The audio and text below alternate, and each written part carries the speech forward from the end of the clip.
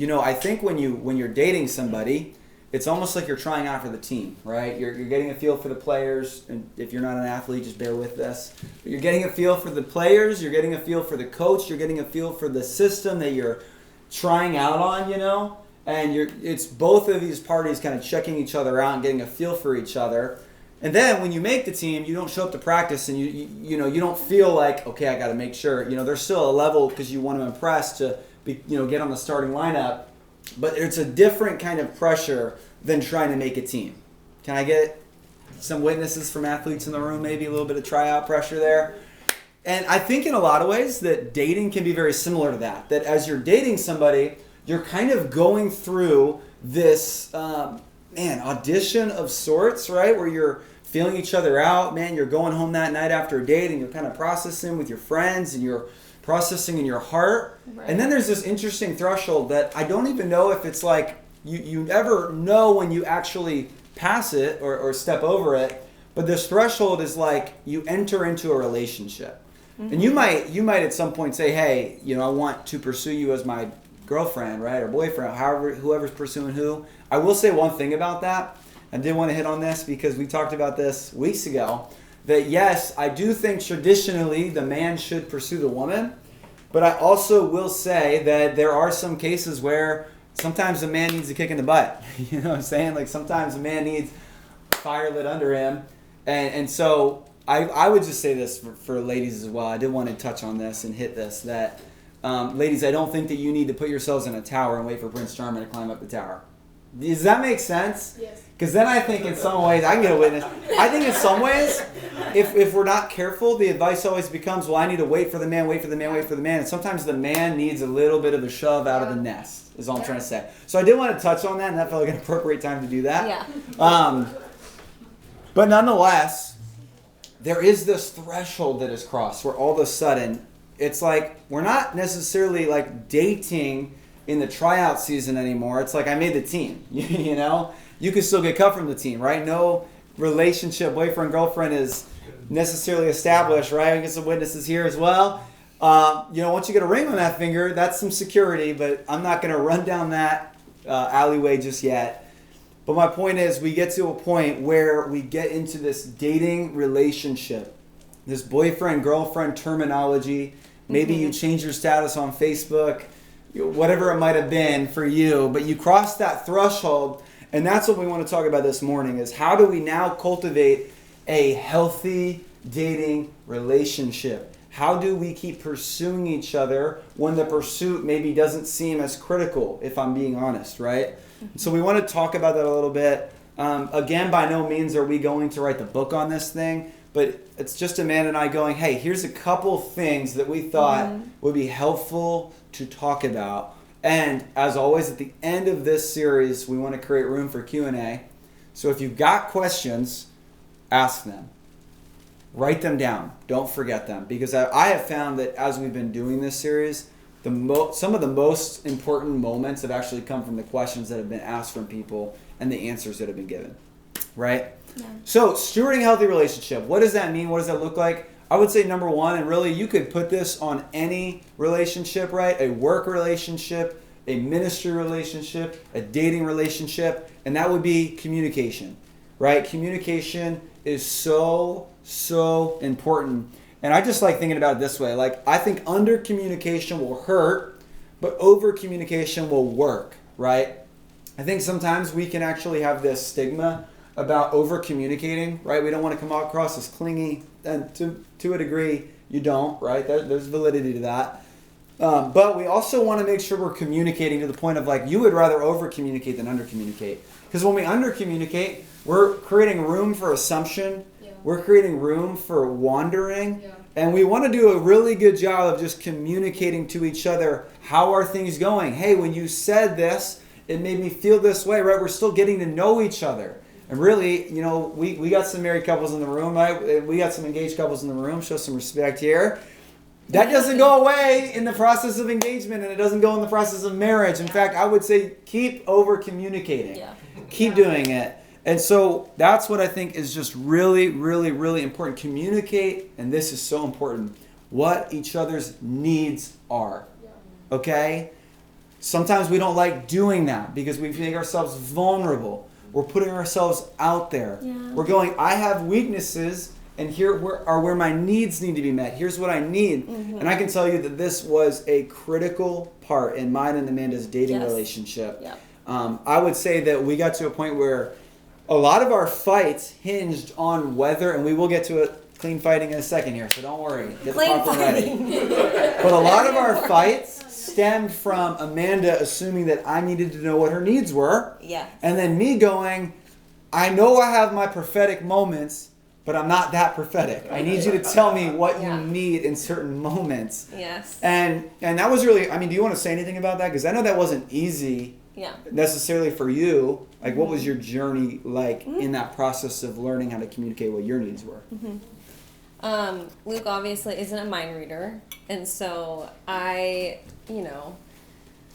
guess I had expectations of the way that I needed to be loved or that I needed to be pursued, and everyone has their own way of pursuing and showing love and giving love, and we didn't match up on that.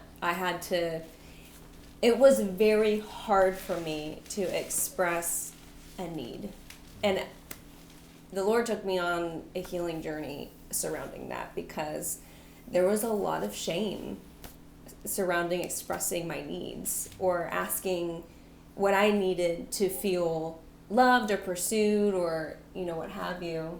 I think I didn't want to be a burden. I didn't want to feel needy. I didn't want to feel clingy. Just these feelings that I had felt surrounding expressing a need, how simple it was, but me withholding my communication and what I needed, there was frustration on his end because he's like, I can't read your mind. There was something that he, that I would expect him to do that he didn't, and I would get hurt or upset, and he would be confused, and I was like, well, and then I would express the need, and he's like, okay, well, I didn't know that, I can't read your mind. Right. And so I think, prevention is solution. Communicating to him beforehand, as the need comes up, and like right away express what I need in that moment. Because if you sit on something for a few days or like a week and you're not communicating that need that you have, and you're just like withholding it, it's frustrating for you. And there's like resentment that could build up against that person. There's frustration that could build up. There's hurt that could build up. And that other party has no idea what's going on in you. And I think, bringing that person into that process, I think it was really important to express to Luke, hey, I know that you can't read my mind, but I've actually learned that I have a lot of shame surrounding this topic of expressing my need to you. And I think one of the needs here, just as an example, I need to be loved and to feel pursued, words of affirmation. Luke is like, that doesn't just come out of him. It's quality time for him. He wants to spend time with me. He wants, to put his arm around me. He's quality time and physical touch.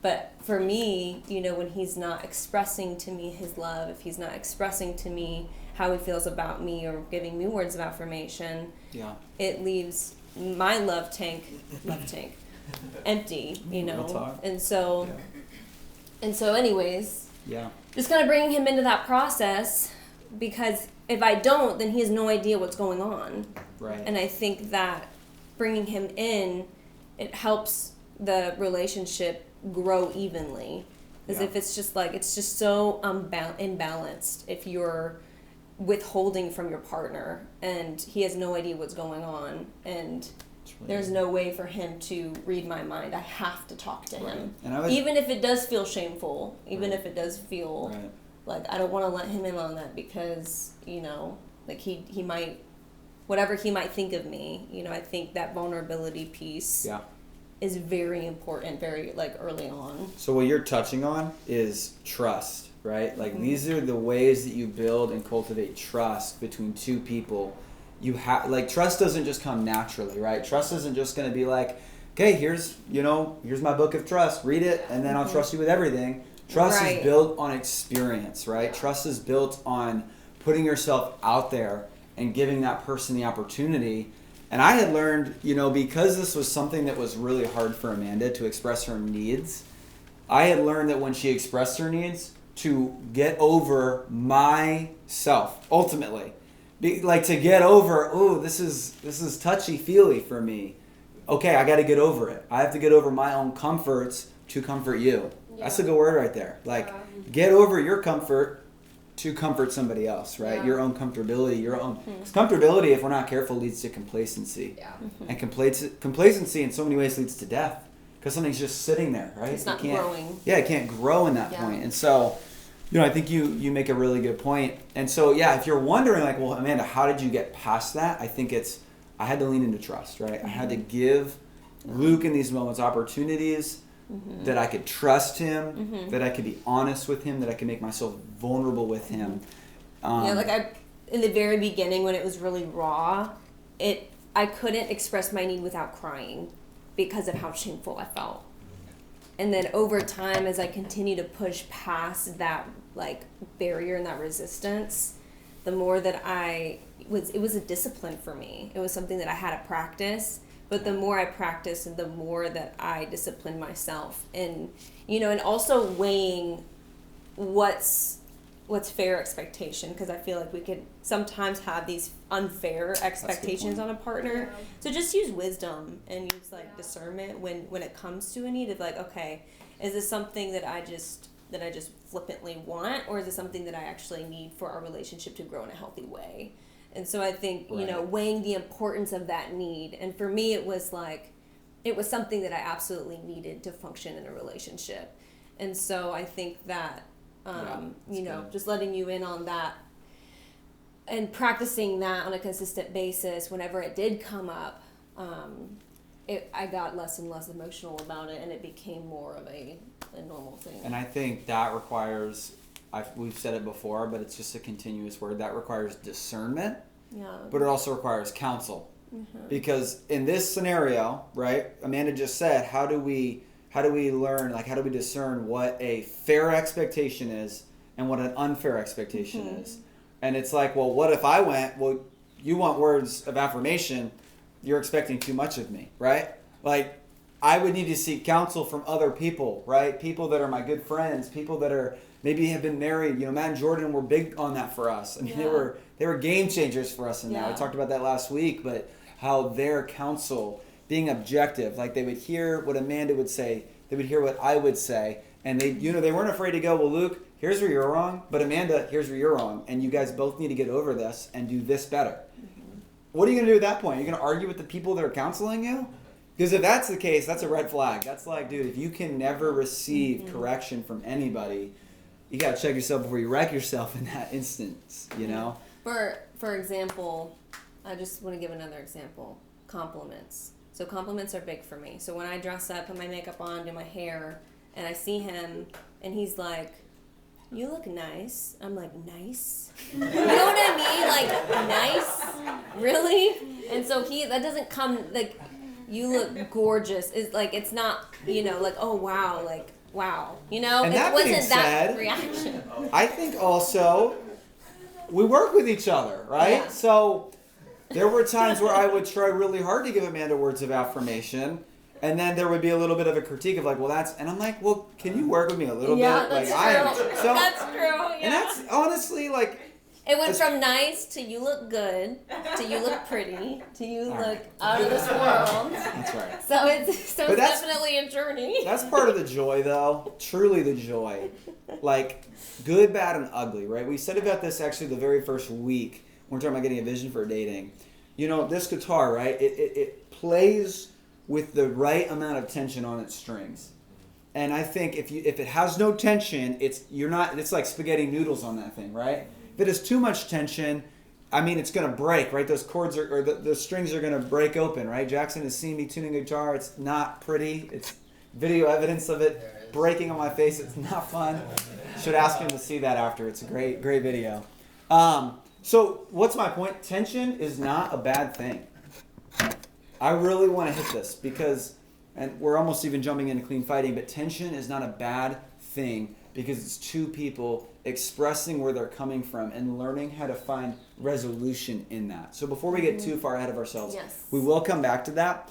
But you mentioned love languages, and I think love languages, if you're not familiar with them, I would highly recommend you learn about what they are and what yours are, right? So there's words of affirmation, which we just talked about. Physical touch. Quality time, right? And I think these are kind of self-explanatory, but right, words of affirmation. Hey, you look beautiful today, or hey, man, I just love the way you're so good with people. Like, you make people feel at home and safe, and it's just amazing that you bring that out, right? Words of affirmation. I'm affirming what she does and who she is. Quality time. It's like, hey, let's. I know we've got things going on tonight, but let's have a night off and let's just spend time together. Let's play Catan, right? Let's ask questions, intentional questions over dinner together, right? Like, these are things that we don't want to get away from. Physical touch, right? It's pretty obvious and clear. It's like, hey, I just want to touch you appropriately, right? Depending on where you're at in marriage or dating. Right. So yeah, physical touch. Gifts. There is gifts, which is, hey, Brandon is really good at this. Hey, I saw this. I thrifted it for you. I thought about and it's you, a great and gift, and it's like, oh my gosh, I feel so loved by this, right? Like, one of my latest and greatest, Granny right today brings us a plant, and I was like, oh my gosh, that's my love language. And she goes, oh, I thought that was Amanda's love language, all these plants. I'm like, nope, that's me. I'm the love language. So she thought, but she was actually loving me, which I'm mad at. And then the last one. Acts of service. Acts of service, right? So, hey, I see you're bringing in the groceries. You don't have to text me. I'm going to run out and be ready, and I'm going to help you bring these groceries in. And Jordan loves acts of service. That is definitely Jordan's love language. Also, I think words too. But you gotta know your people too, not just your bride or your groom, right? But you got to know your people as well, because love is a language that's not just spoken romantically, but in friendship as well. We are preaching this morning. So love languages are really important. Know your own love languages. And then communicate what they are to people, because we want to love each other really well. This is actually LT, so I guess I'll go for that. This is another really good one. I think it's really important. This was something that I'm about to share that we actually didn't have in our dating relationship. And if we're honest, it made it really hard. It really did. When I pursued Amanda and invited her to move to Fredericksburg, when she moved to Fredericksburg, it was one of the most brave things I've ever seen somebody do. Because she moved into a city that was foreign to her, to a people that were foreign to her. And I guess it didn't help that I was in the midst of transition from my own community at the time. And so it was like, here's what I have for you. They're called Big Blue. I hope you like them, right? All of us roommates. She went from all these girlfriends, right, in Hawaii, in the missions base. To the Five Guys. To Five Guys, and we're not talking burgers. We're not talking burgers and fries. Even though we did burgers on Monday nights. Yeah, Monday night. Burger night. Another need that I think is really, really important is the space you need, and it's processing that. That takes discipline too, because when you have the lovey-dovey eyes, and as Matt and Jordan would say, you're in the season of being on drugs, like you're just so infatuated by that person. All you want to do all the time, you think about them, you want to spend time with them all the time, and distance makes the heart grow fonder, right? So not just distance in the sense of being like, hey, you're in a different state than me, but distance in the sense of, hey, we might be in the same city, but what if we didn't text 24/7? What if we didn't Snapchat 24/7? I don't know, whatever your thing is, right? What if we didn't see each other 24/7? And what this does is, one, your friends will appreciate it, because you're learning and discerning timing and cultivation with not only the person you might be pursuing, but with your friends as well. And maybe we've all been that friend that has seen a friend start to date somebody and then never saw that friend again. Is that... Just say what it is. Like, that's not really good friendship. And what we don't want to do is excommunicate our friendship or our community when we are dating somebody. And so I've learned that when we create space, and I will just say this, that when Amanda did move here, it was really hard for me to feel like I had space, because I actually had to play the role of boyfriend but also girlfriend, in the sense that she needed friends that she could process with. especially living in a brand new city and feeling so alone in that. Yeah. And I felt so really alone. there was a lot of tension in our relationship, spatially speaking, where it was like, my gosh, like when you got a part-time job, that was helpful, but it was also really hard because being in a part-time job, it was a hard job. There was a lot of pressure. Yeah, and so in one hand, it was like, okay, you actually need to be somewhere, and there's a purpose for you to be there. Yeah. But on the other hand, that added a lot of conflict in your life, and so that actually increased the need to process and to be heard.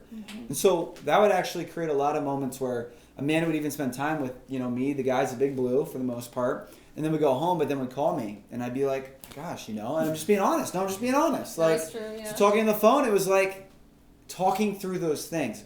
Here's the thing, like, this is in no way a slant to her, because in all honesty, for me, it was like, get over yourself, right? Like, this is a woman that has moved for you. This wasn't me moving for her. And so in so many ways, it was like realizing that, but also learning, like, man, friendship is so important because it creates that natural borders and that natural space, which is really, really helpful. But also not making this person just a block in your schedule either. So you're trying to steward and you're trying to cultivate how much you might see them, but then also going, well, Wednesday nights from 7 to 9, that's my time for you, So it really is a discernment of, okay, but I have these needs as well. Like maybe a need is I want to get to bed at a decent hour to get up at a decent hour because I work a 9-to-5 job and I need to really be critical from those couple hours before I go to work to be in solitude with the Lord, to drink coffee and eat food and enjoy those moments before I go to work, and it's like moving now, right? But that's going to require expressing need for space as well. Hopefully that makes sense. That's a really hard thing to talk about because I don't think it's black and white. I think it's very gray. Right. And I think for every relationship it's different. But it's being able to communicate. And honestly, things got so much better for us when friendships did start to develop for you. And it was like, you were like, I mean, I hardly saw you yesterday, right? Like, I know we're married now, but it was like, she's out with the girls for most of the day. And I'm like, I'm getting to the point now where I'm like, hey, you need to come home. Like, where you been, So, checks location. Even in marriage, it's, yeah, you did invite me, but you know what? Didn't matter. It's all about expressing your need on both sides. So. And just on that note, being on the other end of that and how hard and lonely it was for me, and it felt really depressing. It felt really dark and hopeless for me because I'm someone who just, and this is for everyone. Everyone needs community. Everyone needs people around them. But for me specifically, it was something that I just like non-negotiable. Like I just need that, and my heart feels like it has so much capacity for love and for community and for people that putting all of that on Luke was really overwhelming for him. And, and then, there would be times where I would feel rejected because I'm like, where do I put all of these things? And so that year, I don't think I've ever known intentionality like I knew it that year, because I started reaching out to people that Luke was like, hey, like, I kind of knew this person like back in the day, and maybe you should reach out to her. And so like I would reach out to so many different girls, like reach out, like I remember Megan was one of them, but like just really being intentional in getting to know people in the city. And I think that's really scary for some people to put yourself out there in a new city, but that's good. But it's important that you do that. I think just choosing to stay stuck and being lonely, it's crazy that you can feel lonely even within a relationship. Yeah. That person cannot fulfill you. That person cannot give you what you need. And so, when you put yourself, like I was like, I'm going to go to this church and try this thing and do what, and so there was, it was a while. It took some time for me to figure it out and work it out for myself. And eventually, just as through prayer and asking God to give me direction in that area of my life, he really put the pieces together. And it took a lot of intentionality and a lot of pursuing people and like getting over being uncomfortable, getting over feeling like the outsider, just really being patient and pursuing and loving and, you know, being okay with the slow build of history, you know, because to be comfortable and to be integrated within a community, you need to be patient with the slow build of building history with each other. Yeah. And I think there's a threshold, you know, like there's so many different phases of a relationship with, you know, a non-romantic relationship that you just have to be patient with. Yeah. That's really good. Yeah, to feel like fully integrated. So. Yeah, and I would say like this was so hard for me, just in complete vulnerability of the dating season for us. It was really hard for me to accept that Jesus had to be her first and I had to be her second.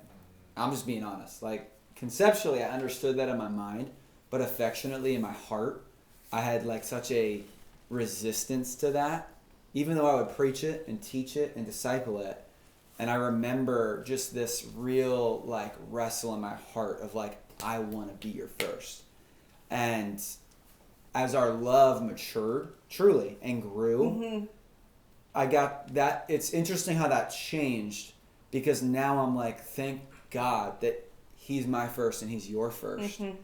Like it actually, because we fought for that though. Like that wasn't easy. That was time and time and time again, placing her on the altar of the Lord and going, Lord, I surrender this crazy love that I feel for this woman to you. I surrender it to you because you have to be my first love. Yeah. You have to. Yeah. And I would just say like, it's so easy to teach that and preach that, but when you're in it, oh my gosh, it's so much harder. Yeah. And even when it feels hard, it's processing honestly with people. It's letting people know like, hey, I'm contending for this. Like I need help in this. Because we don't want to worship the person we're pursuing. Right. We want to worship the Lord. And so I would just say like, keep that checked in your heart and in your mind, like what that looks like and how, you know, how that needs to be, right? Yeah, totally. The last thing we'll say on the section of communication, I think we saved this for clean fighting. Honesty, right? Like honesty is so important in the place of communication.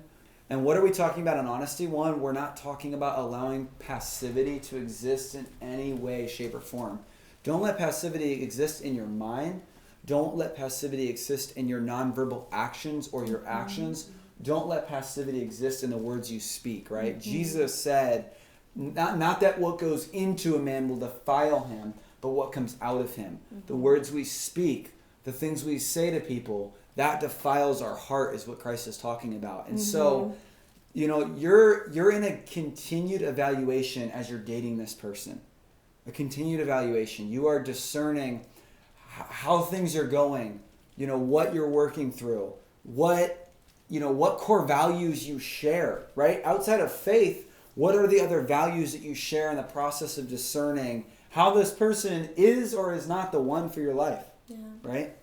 You know, on top of that, this is one thing that we talked about is knowing the difference between immaturity and a character flaw.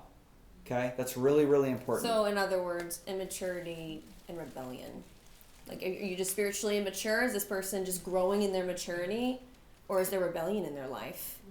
And I think that's something to really just carry discernment with, because this person may have, like, for an example, a short temper.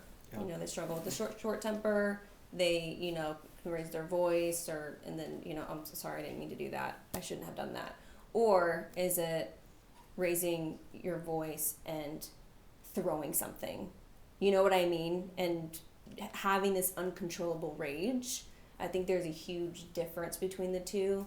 And that person lashing out, throwing something at you, or throwing something at a wall, or punching the wall, I think that's something to reevaluate. And that could eventually lead to abuse. Yeah. That could eventually lead to domestic violence. And I think that man or woman. Yeah. And I think, you know, as Christians, we need to weigh what we're getting ourselves into. Yeah. For instance, I struggle with the porn addiction. I'm really working through, you know, not watching porn, and, you know, I repent, and, you know, it's something I'm really working through. I have a counselor, and, you know, it's getting better and it's good, and, you know, I'm managing it with the Lord and with, you know, the counselor, and it's something I'm growing out of, and there's progress. Or I'm stuck in this addiction of porn and I can't stop, and this is taking over my life, and it's leading to emotionally cheating, and it's leading to cheating and lying and deceit, and I hiding it from my partner. That is, and it comes out, and you're like, you want to forgive that person, you want to help fix that person. You're in a relationship, you're not married to them, so you can leave. You can dismiss yourself and break up with that person because that person is not ready for marriage. That person is not ready for a lifelong commitment with you. If they're cheating in your relationship, they're going to cheat on you in marriage. If they're showing these tendencies of rage and anger and lashing out in these things, they're going to lay a hand on you. Everything that you see in your relationship is going to exasperate in marriage. It's going to blow up in marriage if it's not. And I think that we want to show grace. Like, I'm not perfect, Luke's not perfect. In our relationship, we didn't see these, non-negotiables of like, hey, I cannot commit to that because you need to work on that and I can't move on with you. Yeah. We never had that moment, thank God, but I know people who have had those moments where they're at a decision making point of like, am I going to continue with this person and continue to, forgive and forgive and forgive until I have nothing left, and eventually lead to marriage, and I have to continue to just forgive and forgive, and it's this giving, and they're just taking. I think that that is a recipe for disaster. Well, yeah, we didn't have that moment, but I think it's fair to say we had moments that could have become that moment, Yes. There was so much. I mean, the hardest part of our relationship was the dating season, easily. Marriage has been cake compared to that. Yeah, dating I'm not season. Knock on wood, because God got me. Well, yeah, we fought like cats and dogs. And so here's I think it comes to this. It's like, do we trust God, right? Psalm 37:4, delight in the Lord, He'll give you the desires of your heart. I think our fear in ever ending something where history has been built, I've been dating them for 6, 7, 10, 1 year, it's, do we trust the Lord that He sees the desires of our heart, and that if we let this person go, or they let us go, it's truly because God knows what He's doing, right? Like, peace is not something actually hard to come by. Yeah. It's just whether we choose to accept it as truth or not. Yeah. And, are we going to trust the Lord in that? And I think a great question to ask on that, entire assessment is this person humble to see their own shortcomings, and are they genuinely motivated to change? Your job is not to be their savior. You can be their helper, right? That's okay. But your job is to not be their savior. And if we convince ourselves, well, I can bear this, I can do this. This is, I can work through this. Right. We're going to self-sabotage ourselves in the process. It's like self-destruction, you know? And so I think it's really that discernment to go, okay, is this immaturity that someone needs to work through? Because that was there for us, Or is it a character flaw? Like, it's something we choose to not see, choose to not accept, and choose to not work on, right? So, let's talk for a second, and I'm excited for this segment, clean fighting, right? Clean fighting. I think about that, that classic scene between two boxers, and what does the official say in between them? He says, I want a clean fight between the both of you, right? None of this, none of that, clean fight. And I think we want to talk about, how do you do a clean fight? Ding, ding. We did fight a good amount in our dating relationship. Yeah. But honestly, like, time and time again, I was so, like, amazed.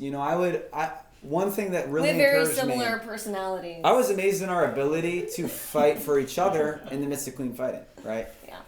I would learn, I learned stories of, like, people, Dan Jordan really encouraged us in this a ton. Yes. They were like, you guys are working out, like, tsunami-sized conflicts that take us 4, 5, 6 hours in the midst of dating each other. Yeah, that's a work day right there for working out a fight. And they were like, you guys are actually working through these things in an hour or two, And as we continue to progress, we would see these fights that would take so much of our effort and our time and our energy and our heart, and we would just see the time dwindle and dwindle and dwindle and how we would resolve them. And I would say today in our marriage, like, there's things that if we fight about, for 5 minutes, it would probably take us 5 hours, once upon a time.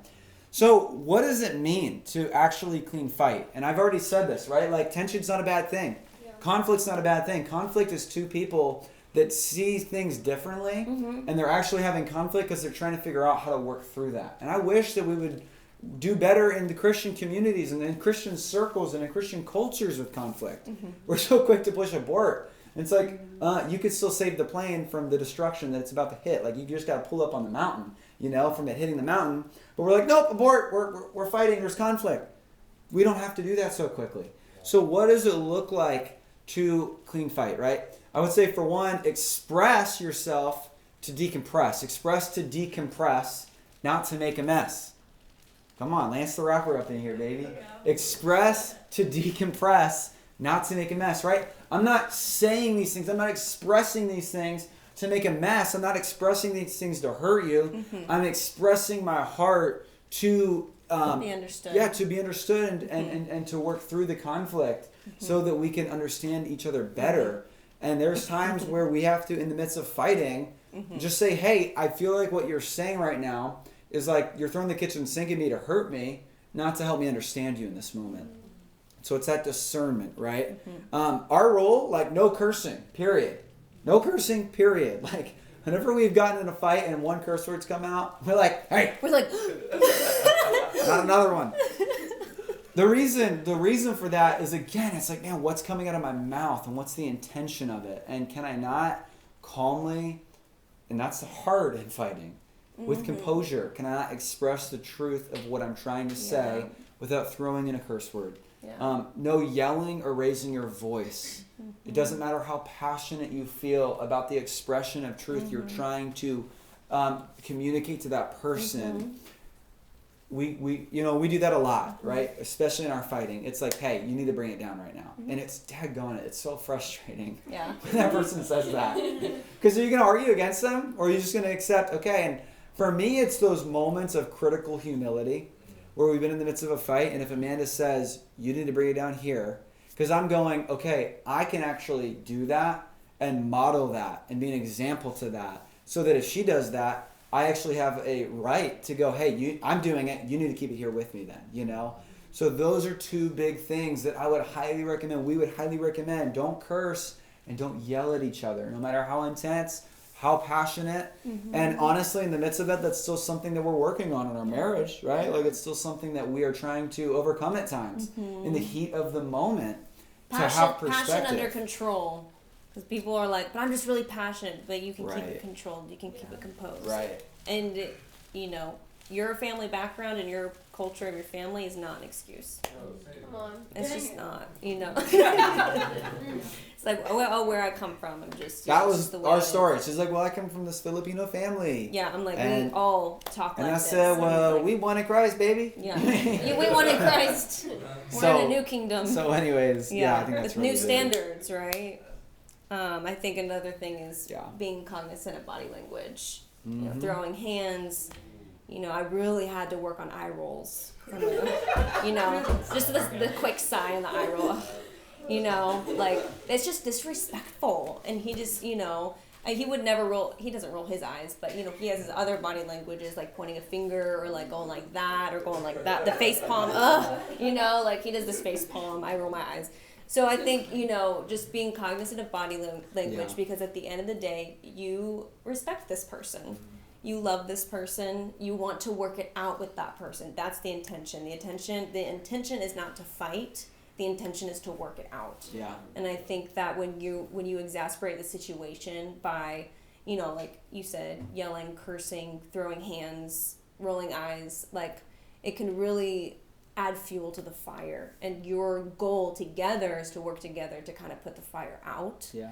And so I think just being, cognizant of anything that could fuel the fire even more, or to inflame each other. For sure. More. That's good. Yeah. Another really important tip: take turns listening.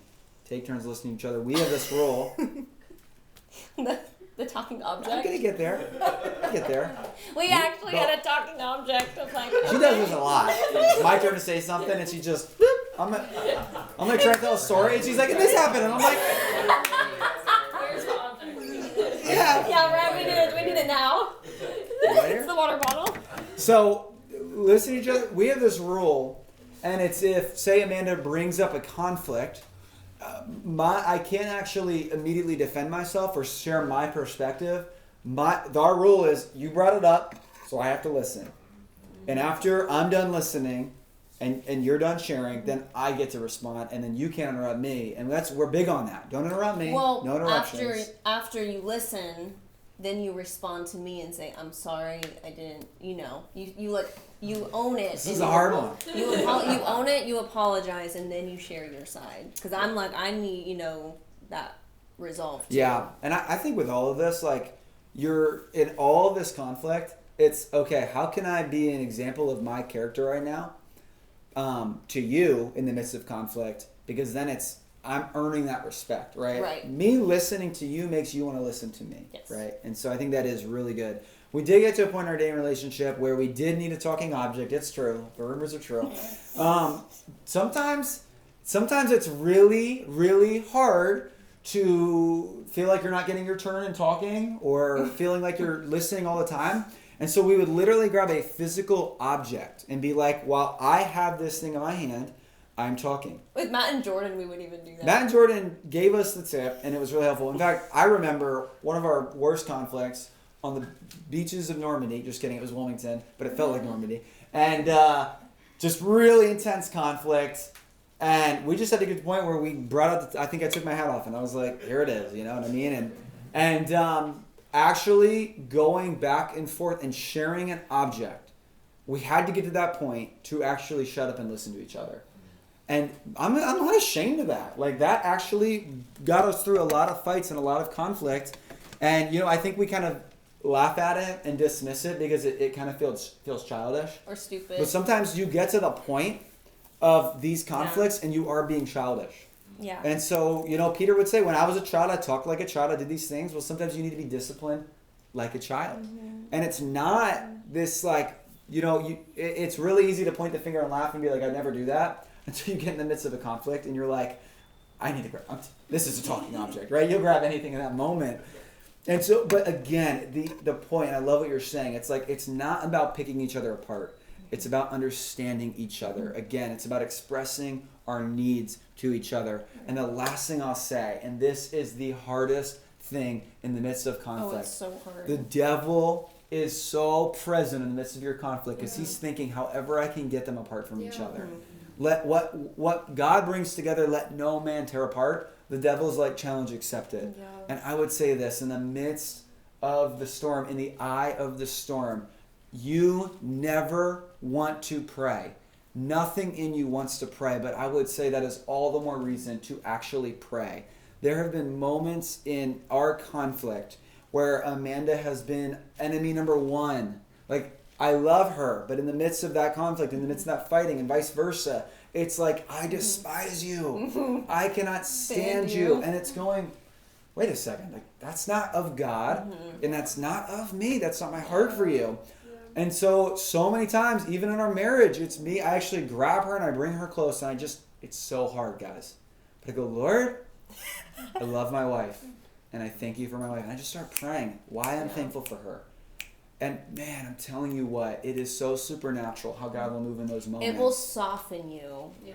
Straight up. Because you're so hardened and you have all your defenses up. But when you're just like in the midst of hating each other, when you're holding each other and praying, the Holy Spirit really does come and he softens your heart and he pulls your defenses down. And there's this peace that comes, and then it almost kind of feels like we're back to square one, and we can like work up from there. You know, like everything kind of calms down when you're in prayer. For sure. Amanda, sometimes her natural reaction when she wants to express herself is anger, and I tell her all the time, like, I don't hear you in your anger, but I do hear you in your sadness. Anger is a secondary emotion. Yes. It's a hard shell, and that inner shell is true emotion, which is probably sadness. The second I actually see her heart being conveyed in the sadness that she's feeling, not in the anger she's expressing, but in the sadness she's feeling, my heart turns from stone to flesh. Yeah. And all of a sudden I'm like, whoa, that is the woman I'm pursuing. Mm-hmm. I want to know her heart, right? So I think those are really important tips for clean fighting. Fighting is not the end of the world. We got married pretty quickly, and I don't think that our marriage could have been built on so much of the fighting that we established, because in the midst of fighting, we learned how to hear each other. And trust. How to know each other, how to trust each other. And I would say most importantly, what led to all of that was how to love each other. Yeah. Okay, everybody okay? I'm going to land the plane after this last piece, because I think this is important. I think we need to talk about this. I know Matt and Jordan did such a good job falling on their sword. But here's where the devil, especially in Christian culture and Christian community, wants to absolutely break the legs out from under the table and have it collapse. And we need to talk about physical boundaries. Okay? This was honestly, just if we're being so transparent, this was really hard for Amanda and I in our dating relationship. And at times we fell. At times we were not fully pure. Proudly we can say that we never gave into like sex, but that doesn't mean that there wasn't a ton of conflict still in the midst of that we struggled with. And we learned a lot of things in the midst of that struggle. And there was a vision that we wanted to hold on to in the midst of a purified dating relationship. And it was, Amanda, I want to look at you as you're coming down the aisle in your bridal dress, and you're walking down the aisle. I want to look at you with eyes of love and of joy to go, we did it. Like, we were able to keep this pure. And it doesn't mean that it didn't come with struggle, and it didn't come without like temptation, and at times falling into temptation, and at times getting out of temptation or running from it. But I was like, I want to look you in the eyes and go, and just to know that no one else would know, but we would know when we look at each other that we did it. And that was something that was so beautiful that we both experienced on our wedding day, that the devil did not get to rob us of, to look her in the eyes as she was coming and to be like, this is just us. We did this together. Yeah. So my first question in physical boundaries, can you be trusted? You touched on it. If you struggle with pornography, get it figured out. Yeah. Get it figured out, because marriages have fallen apart because of this addiction. Dating relationships, engagements, hearts have fallen apart because we have not figured out how to get it under control. And that's why we so believe in cadres, right? Small groups where we're really creating space to be honest with each other. You see, I think in so many ways, I think our problem is that we've put our confidence in sex in our culture today, but we've lost our faith in marriage. We've put our confidence in sex, but we've lost our faith in marriage. Psychology Today, a couple of years ago, they did this test. And this is just this study. It was very interesting, and I think it's really important for us to understand. I'll try to break it down for you. But the duration of a romantic relationship does not always correlate with the severity of a breakup. So in other words, sometimes we measure how long someone dated to be based on how hard or how intimately woven those people must have been together. Or they did it for a year. Man, they must have really been in love with each other. But Psychology Today did a study, and actually it does not, the relationship and the intimacy that two people share, time is somewhat important, but bonding was more important in how they got connected to each other. Well, what does bonding mean? Bonding meant the time together, yes, but also the physical contact. See, sexuality is not just something that might be fun or pleasurable, right? Sex is a beautiful thing. It's a gift given by God. God created pleasure. It's a beautiful thing. But if it's perverted and twisted, and it becomes corrupted. And so how people are sexually intimate to each other is the study that Psychology Today did, and that was how intimately connected they were, based on how they were physical.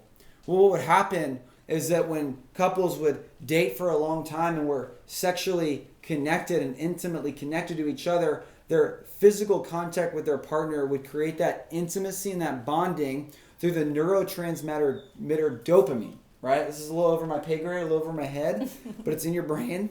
And with the release of dopamine in a single region of the brain called the limbic system, it would begin to associate this person with a dopamine release, so that when you break up, the brain would actually go in panic mode. I'm going to break that down for you really quick.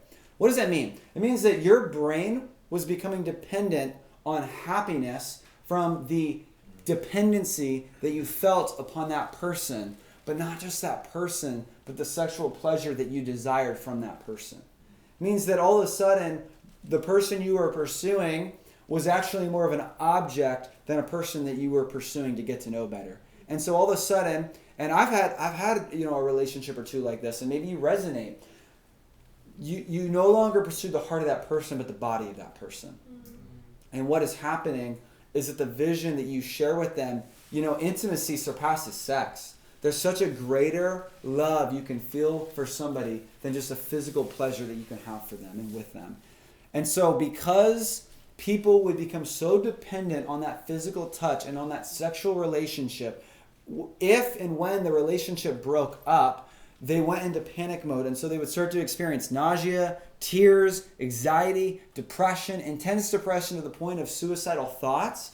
Why? Because the person would become physically addicted to the person that they were dating. In other words, that person became their God. That person became the person they would worship, and they needed them, they craved them, and if they didn't have them, they didn't even know how to operate as a human being anymore.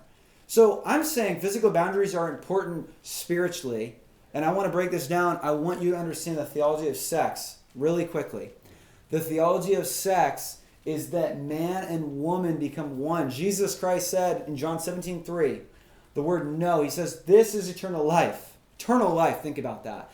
That man would know woman. And that's how they know each other. The Jewish idiom is that, and this is what Jesus says, eternal life is that man would know the one true God and the one whom he sent, which is Jesus Christ. That word know is when a man and a woman would know each other so intimately that when they have sex, they become one together. That is the deepest level of knowing somebody. You don't just know them based on reputation, but you know them by experience. You've built a knowledge that is full of intimacy, but also physical connection with them. Are you following? Is it making sense?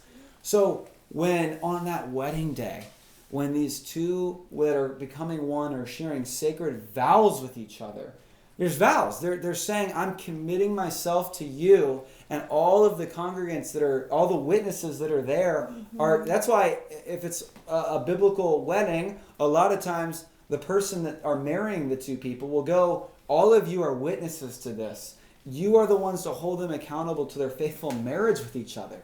It's a sacred covenant that's being established. That covenant isn't just through, the ring and putting that ring on and saying those vows, but then later it's through the covenantal ritual of sex happening, right? So it's not just saying I do to somebody and committing yourself to them through vows, but then it's actually the two becoming one and sharing the sacredness of sex with each other. Well, don't you guys think that if that's spiritually how we understand it, that's what covenant means? That's why we wait as Christians before we have sex, before we have sex, before we get married. Am I saying that right? It's coming out weird for me for some reason. But that's why we wait, is what you understand what I'm saying. That's why we wait, is because it's a sacred and prophetic vow to that person. And that's why that's that one person that you're giving yourself to. Because prophetically, you've now said these words to each other, but now prophetically you're coming together as one flesh. Well, when we might fall into sexual temptation, I'm not even just talking about sex itself, but all these other, means of sexual pleasure. You guys know what I'm talking about, right? We're not in grade school here. What's happening is we're bonding psychologically together, and we're becoming dependent upon each other.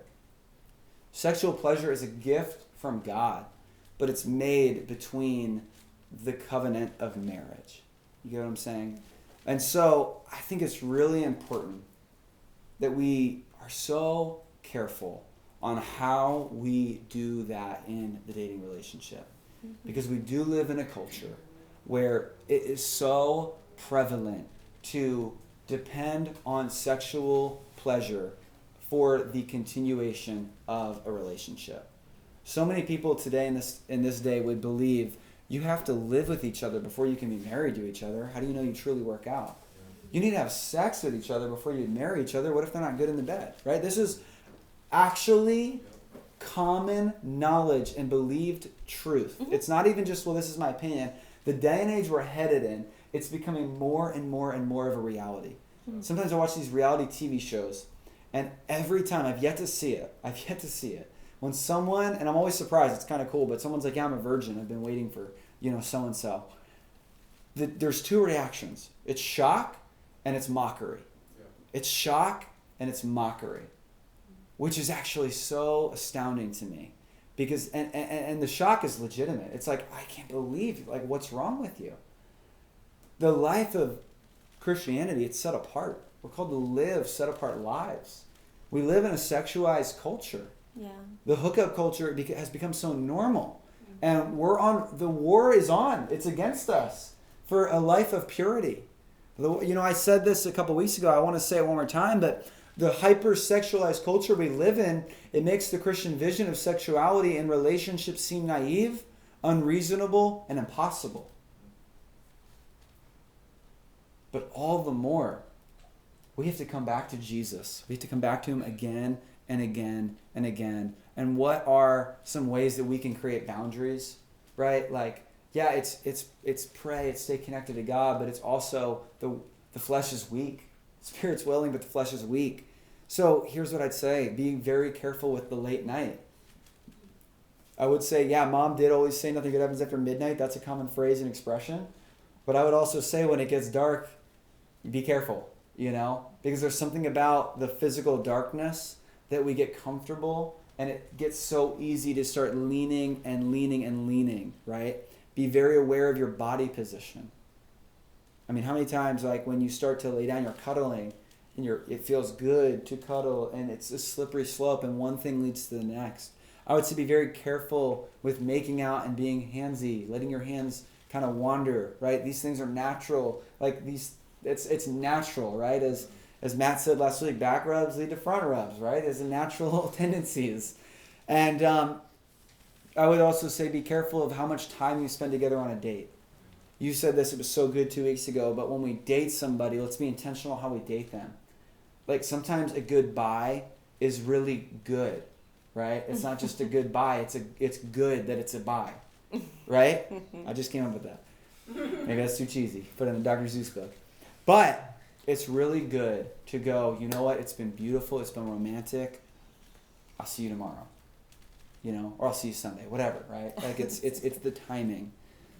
I want to end with this, as we're even talking about it.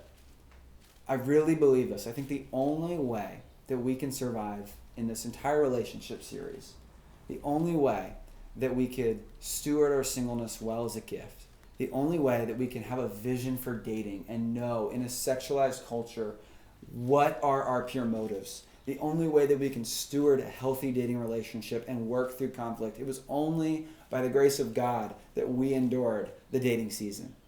Community was helpful, but it was only by the grace of God. Mm-hmm.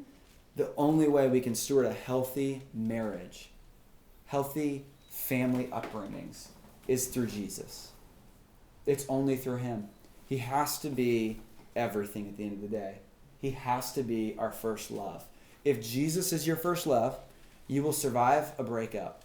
If Jesus is your first love, you will survive conflict. If Jesus is your first love, you will survive marital issues. Because it comes back to, man, when I love my wife, I'm only able to be the best husband that I can be to her when I'm loving Christ the most. Just natural. We did not come up with the idea of love. We did not come up with the concept. We love and understand love because he first loved us, and he is the essence of love. And we live in a world that is trying to manipulate and pervert love. Mm-hmm. And God is love, and that is it. Mm-hmm. God is the essence of love.